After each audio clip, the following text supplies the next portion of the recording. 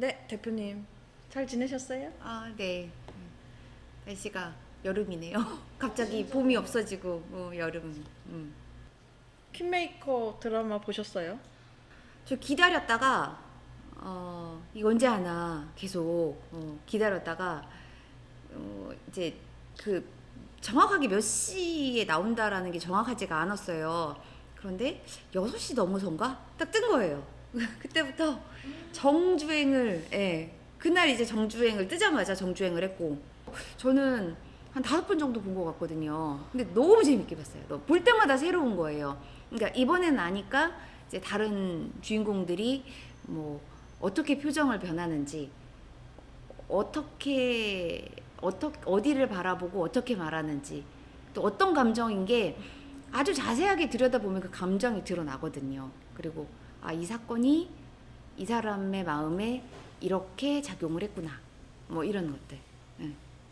어, 그래서 첫 번째 보시고 나서 이제 뭐 첫 번째 보셨을 때는 그냥 우리 일반 시청자 입장에서 보셨을 건데, 그 다음 이제 두 번째 보셨을 때 되게 새롭게 다가왔던 부분이 있으셨을까요? 그러니까 첫 번째를 봤을 때는 뒷 내용을 모르잖아요, 저희가. 그랬을 때 이제 1, 2회에서 그 이제 그 백재민이 뭐 협박을 당하고 있었다 이렇게 했을 때 우리는 백재민이 이제 협박을 당한 뭐 피해자였다. 그리고 이제 황도희의 행동이 옳은 거라고 생각을 했다는 거죠. 근데 나중에 회차 뒤로 갔을 때 이게 무슨 사건이 벌어졌냐고. 근데 반전이 생긴 거잖아요.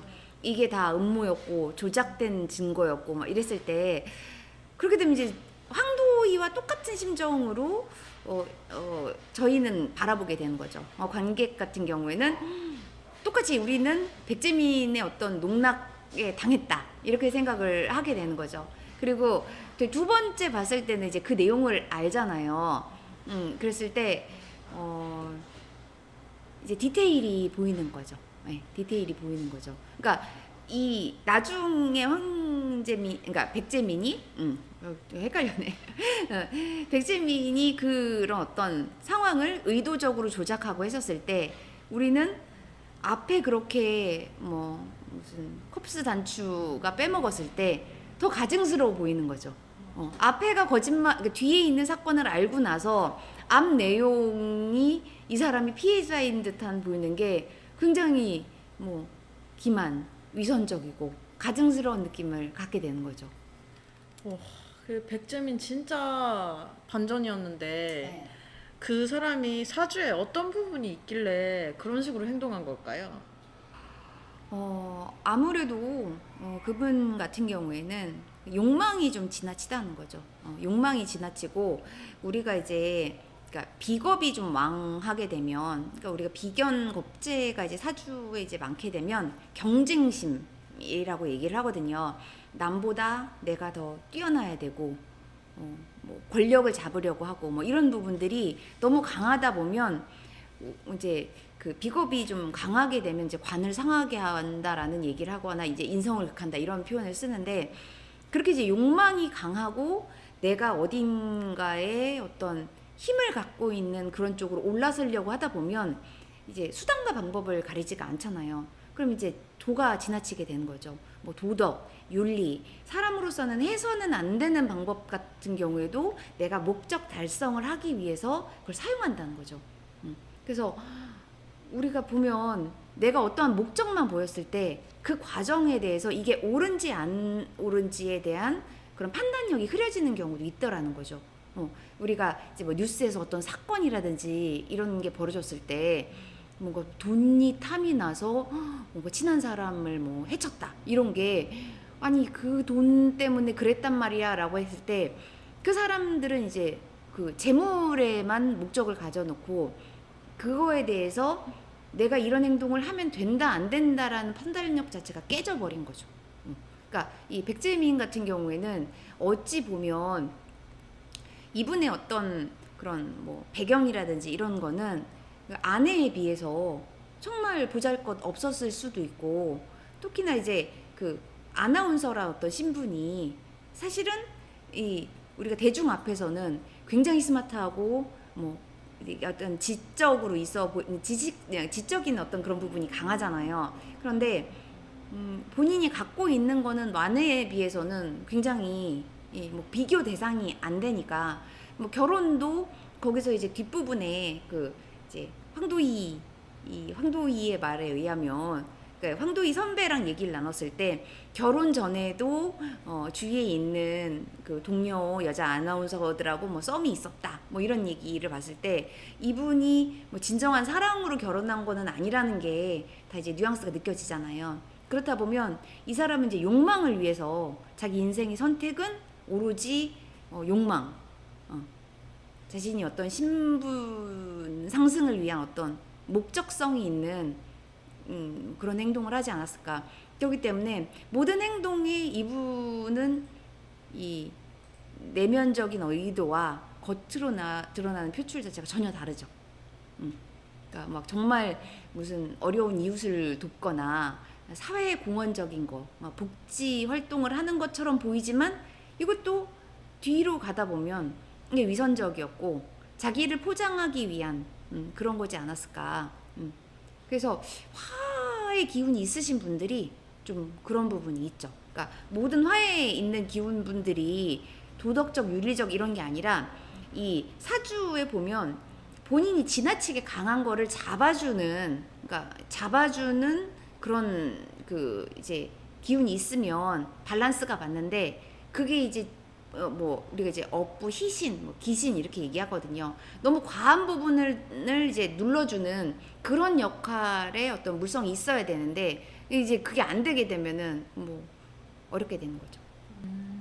그래서 화기운이 좀 많은 사람일 가능성이 높고 비견이랑 겁재가 좀 사주에 왕할 네네네. 가능성이 네. 있다. 그러니까 비견이 이제 한문으로는 이제 어깨를 견주다라고 하는데 그게 이제 친구일 수도 있고 가족일 수도 있고 형제일 수도 있고 동료일 수도 있는데 근데 비견이 밸런스가 좀 잘 맞아서 오행의 분포가 이제 밸런스가 잘 맞게 되면 뭐 협동, 팀플레이, 협력일 수가 있다는 거죠. 근데 이제 비견을 많이 갖고 계신 분들 같은 경우에는 나와 같은 방향을 바라봤을 때는 동료인 거잖아요. 근데 비견은 나와 같은 방향을 바라보는 사람들은 뭐 조력자일 수도 있고 뭐 같은 어떤 협력자일 수도 있지만 이 어깨를 견주는 사람들이 동그랗게 해서 나랑 마주 본다고 했을 때는 경쟁일 수도 있거든요. 그래서 비견이 지나치게 강하면 경쟁심, 뭐 시기, 질투, 뭐 이런 게 올 수가 있죠. 그래서 비견이 있는 사람들 같은 경우에는 내가 남보다 올라서려는 경향 이런 게 많을 수도 있어요. 비견이 이제 그 말 그대로 한자적인 해석을 보면 어깨를 견주다. 이런 표현인데 사주에 이제 비견이 많으신 분들이 이제 사회적인 어떤 활동이나 인간관계가 굉장히 넓다는 거죠. 사람들도 많이 만나게 되고 그런 와중에 뭐 협력을 하거나 동업을 하거나 아니면은 뭐 팀을 만들어서 이제 같이 활동을 하거나 이런 분들이 많은데 비견이나 아니면 비겁이 이제 왕하신 분들 같은 경우에는 이 경쟁심이라든지 본인이 뭔가의 어떤 능력 이런 거를 남보다 뛰어나게 발휘를 하려고 하는 그런 마음이 좀 지나치신 분들도 있으세요.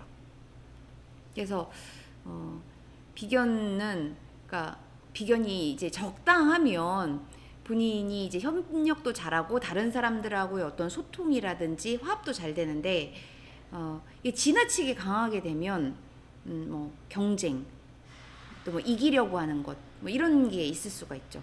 그 사주에 이제 비견이 뭐 왕하다 많다 이렇게 되면 이게 사주에서 봤을 때는 이 사회적인 어떤 인연이라든지 뭐 형제, 친구 이런 것들 인간 관계를 좀 말하는데 비견이 많은 분들 보면은 뭐 친구도 많으시고 사회적인 어떤 활동으로 인해서 알게 되는 어떤 인맥들이 굉장히 넓으신 분들이죠. 근데 한편으로 비견이 너무 지나치게 많다 이렇게 했을 때는 조금 인간관계에 대한 갈등이라든지 이런 문제가 생길 수가 있죠.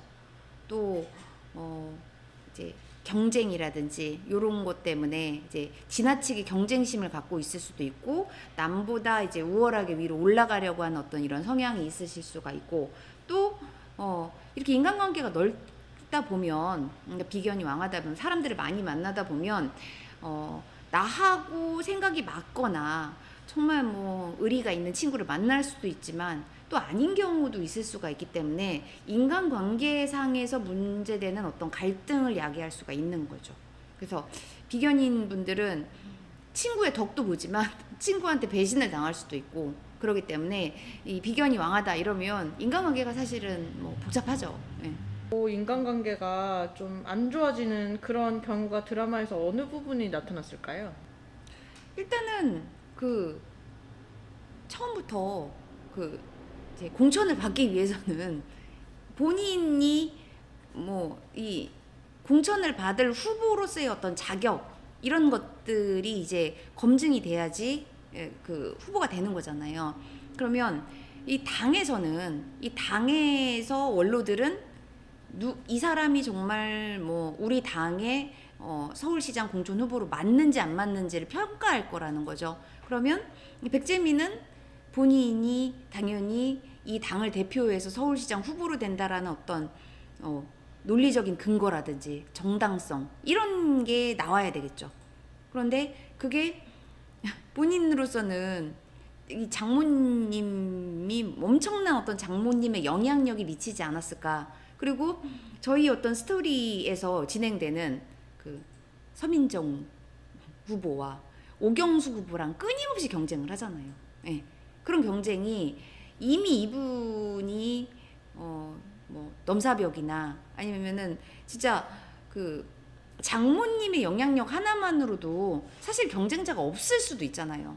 모든 어떤 금전적인 걸로 다른 후보들을 압도할 수도 있는데 그렇지가 못했다는 거죠. 또 다른 문제가 일어나고 또 다른 문제가 일어나고 근데 인간관계 갈등이 계속 일어난다는 거죠. 뭐 막판 돼서는 뭐 내용이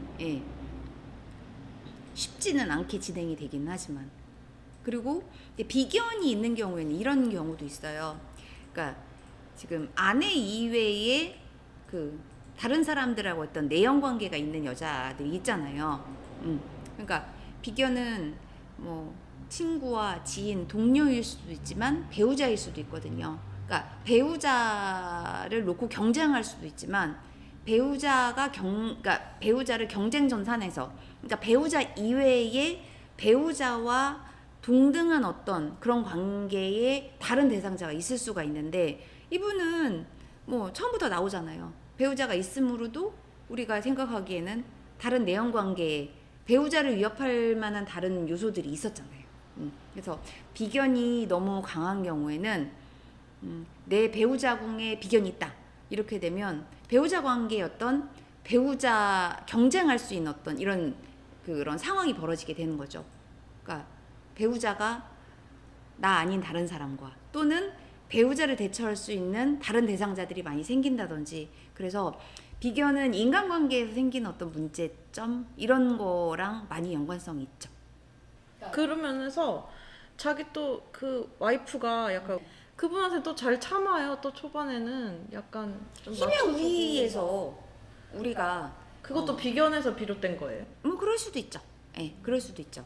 그러니까 제가 이제 1회는 모든 어떤 그 시리즈물에 1회가 제일 재밌잖아요. 1회하고 마지막 회가 제일 재밌잖아요.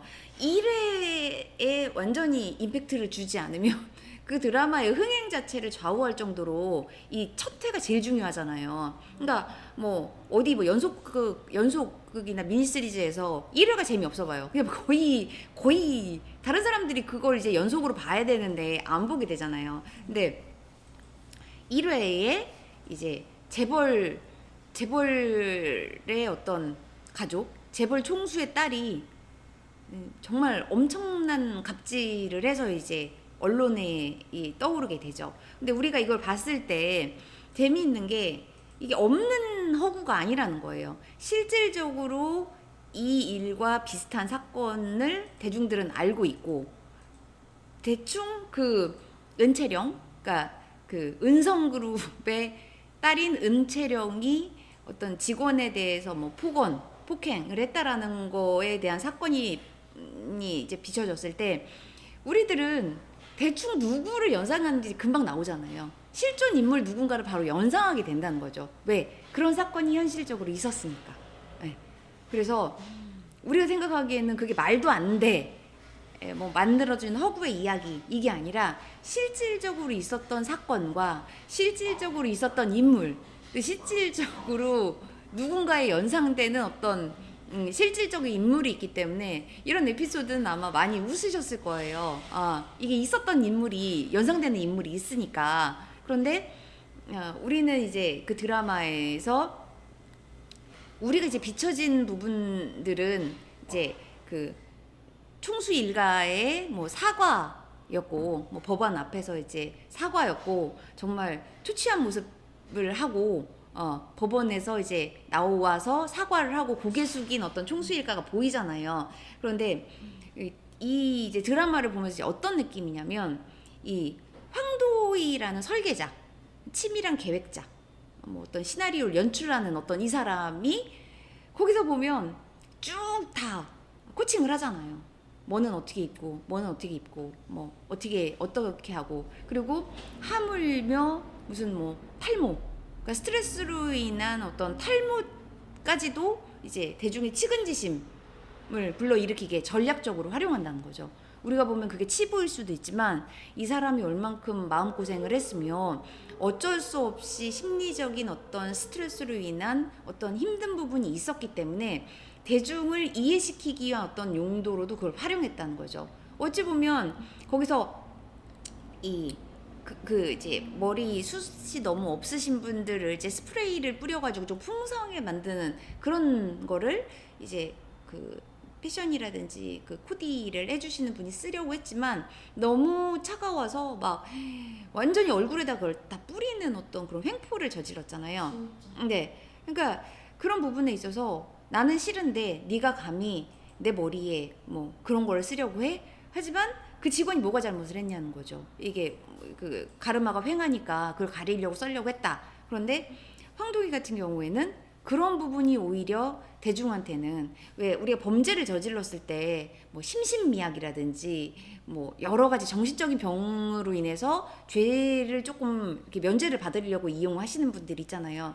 그러니까 모든 하나하나의 어떤 그 자기의 치부나 약점은 황도희에게는 뭐 대중에게 이런 어떤 잘못된 점을 빠져나갈 수 있는 어떤 구실 이런 걸로 다 이용이 됐다는 거죠.